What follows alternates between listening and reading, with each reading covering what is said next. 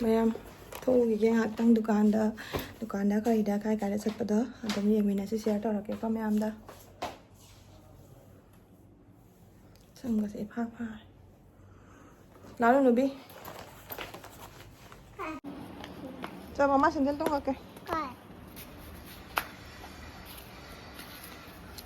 nào có chặt như này tới nè lắc má nó khớp bay là thuộc lắc chỉ chưa tầm tăng 2 năm gì đi sạc thì số hôm nay tầm tăng phụ cái tôi này mà quả mà đang để đi sạc ra là tiền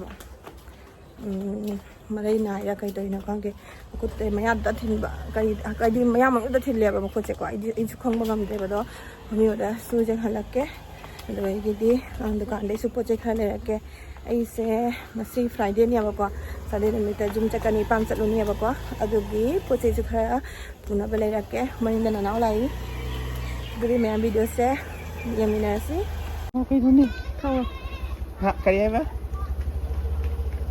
không bye bye thì cứ thả nó đi ra đây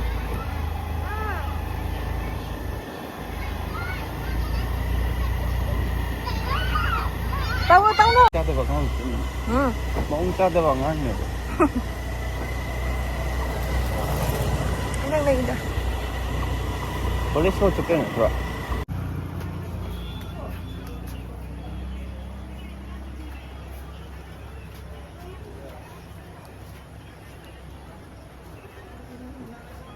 nhiều nè nào rồi Betul ibu. Hamna sih kok. BSA.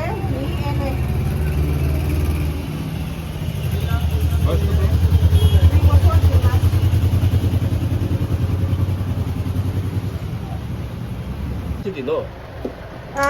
Tapi ठंडा lagi sih. Agar kisi dilo समस्या, गरम dilo समस्या. Ada cái hay.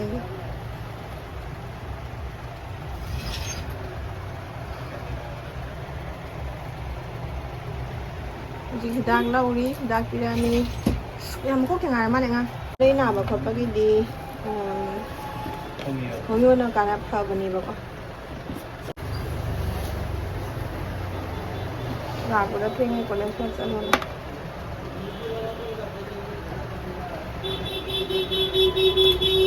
Đấy.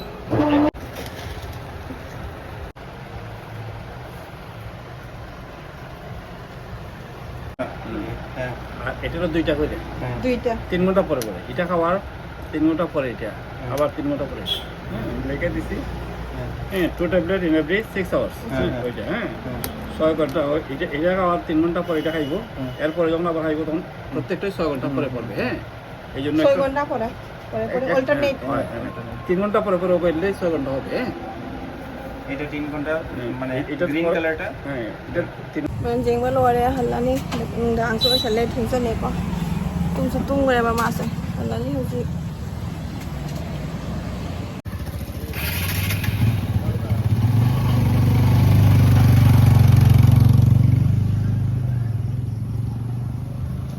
bây giờ rau làm ngã xiêm muốn thuốc le ngã xiêm là số gọi đi bữa chơi Leiba xe mình là sẽ cái đây lại sẵn phải đó han bada ai chichi wagi zum dam chak kan ni ba ko training ta kan ni aduga noi thong da mu chala ni national highway da hayang zum da puna ba project la lai pa emina se du di mam full leirage pa nang sakhin ayo pu to ni nang chu ta te la da nang chala rồi đây nam chichi ơi yo ba ma chichi đi po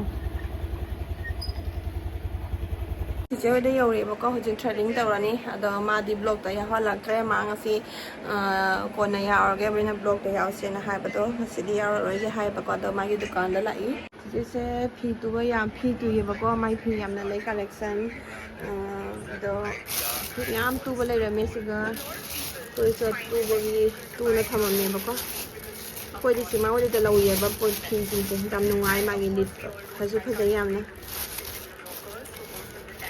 Hazard draw black kasi. Lagi design niya ang kasi. Siguro pink bilik pa lang yung ba ko. Sigara yun. pink color ก็สิจุงนั่นเลยพี่บ้า Ay, hindi ako na. sige design ma'am sige yung pasaban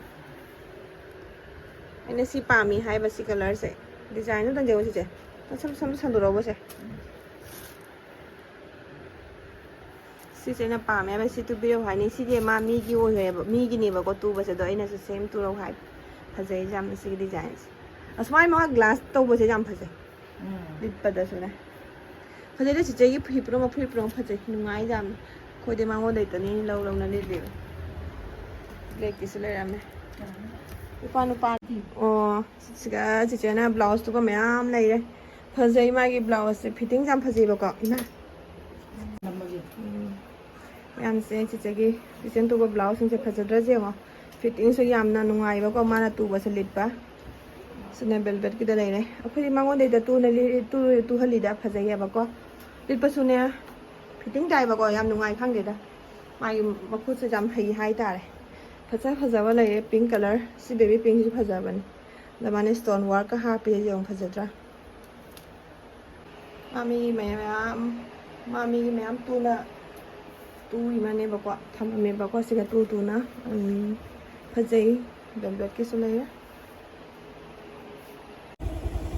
mayam thading da walo ra halani hoje dukan da mung changu gi ge ai ngai thong chalo ra ge nang chalo du hadi ai no dukan da thilam không có dukan được vậy đừng thông tàu nè sang cái dukan ada chặt cái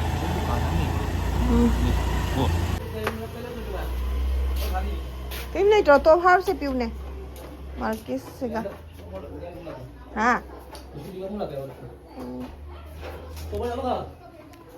tô hao to ni khóc piu market tông ga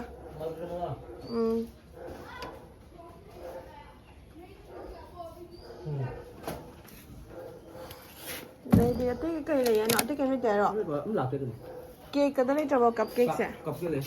Cái bên. tao ra hàng gì đâu Tụi star.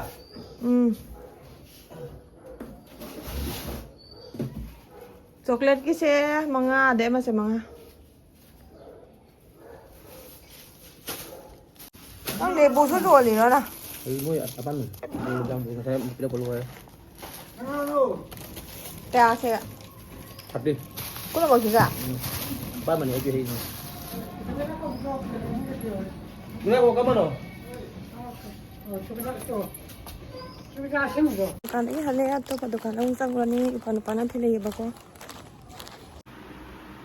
Mai baking tau ko lor re bag se yang hotang pure ba ko se dum ni mai cha ko ohum gi ha pe ado asina petrol gi ma gi dum se ran se heng thi da wa da na bai na ka dum gi mai de se ha ta le ba ko de chan pi han ga ai gi ga lai re phi su jam na pu de jam ko je wai da bani na do ni ma'am se ga jum da puna ba hai lai re si la poi na ba ko la ke sin siga kada hinau khara lo re ngang nganau da le hele ba ko lambe ne ben lep na ba na ngang jaw bi na lep ba do ngai te ba do mo di la ko ga Leiba hai pon te da tang jaw pha ja ba ka khan le te ho ga se ba de hai hai tu na ko da go gi di siga lai re ki hom ani khakka da go gi mai jeri su jaw re do asa thaki mayam friend dum je khala pe ko khara dum nambe da nim ki sipi di khara laura ni sigana misti lai re akhoi mama di sugar patient sugar yaw bani na si se sugar free gi kaino ni ba ko thum bani ba ko si lo hale mayam ready wana lo re to ni ano bi la kasi la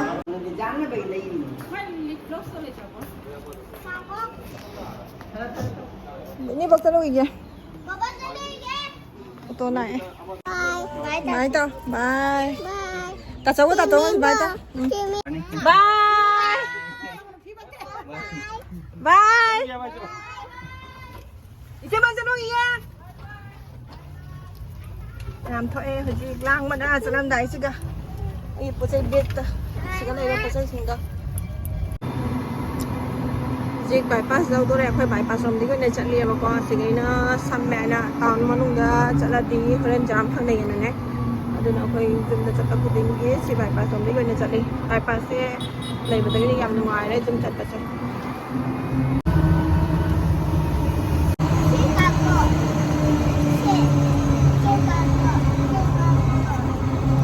sa se yam na sai ba nga si khoi na auto da chat ni se Chane pi se gari thong ba ya de ba sai pi se gari thong ba ja de to na auto na na chat le to si ngai auto se no si ja ja không bay no hai to sa ki na ba to ang ida ni ma chin cha to mi cha to bi je na ba je hai to đâu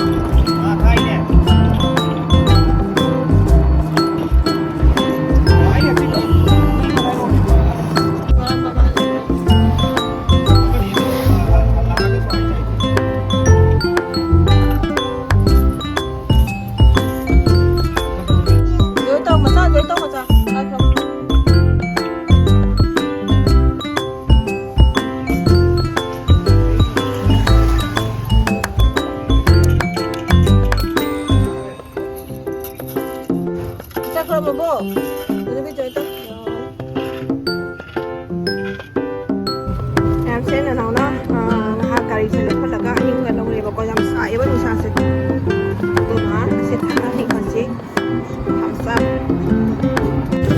mình biết những cái thứ tạo rồi cái này nữa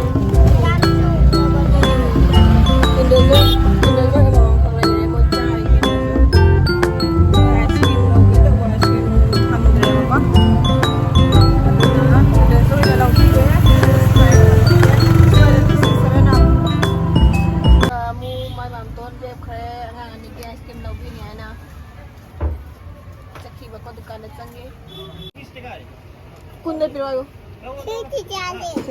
Si ice cream se ani ka laura. Laura no ni mam sa. Si ada. Si ko mo jom je nung si ko. Thì si ko mo jom je lai na jo ban. Sat la yaw ra. Ôi anh ạ. Mình sẽ cái để cho kỹ nhiều. Con chỉ cho con ăn thôi. Kitchen na bisa niya eh. Wala akong nang slow nung sa dito eh. Ipitro si Tung hay ba ko?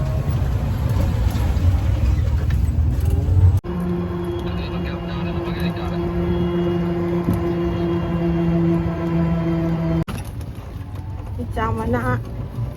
Dag chạy đi mà đây. Dag chạy si cha rồi.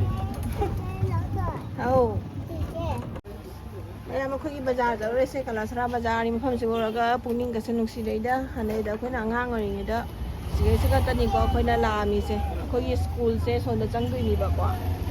Kau ye school ada lagi. Sekarang kau school, no macam kan dia, mama no mana macam dia, mama school. Hangamu. So dah kita mau dah sugi oleh. Kenal sekarang ini mama ini purawan yang lau bercakap bawa.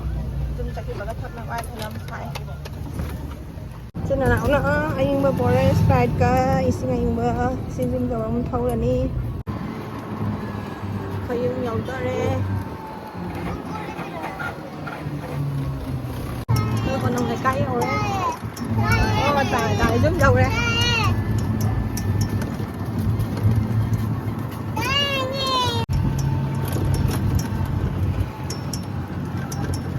Aku ada lihat